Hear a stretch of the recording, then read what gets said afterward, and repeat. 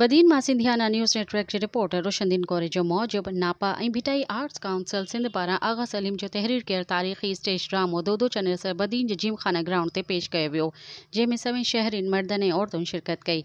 तक़रीब जो ख़ासि महिमान सूबाई वज़ीर मोहम्मद इस्माइल राहू हो, जंहिं हिन प्रोग्राम में ख़ुसूसी तौर ते शिरकत कई।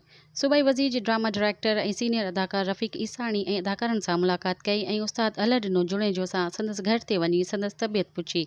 हिन मौक़े ते हिन चयो त सिंध हुकूमत चाहे थी त तारीख़ी किरदारनि ऐं सूरमनि ते नाटक पेश करे नौजवाननि खे तफ़रीह सां गॾु तारीख़ी अवामी किरदारनि ऐं आर्ट सक़ाफ़त मुतलक़ ॼाण ॾिनी वञे। हुन अदाकारनि जी भरपूर हिम्मत अफ़ज़ाई कई ऐं आईंदा बि साथ ऐं सहकार जो यकीन ॾियारियो।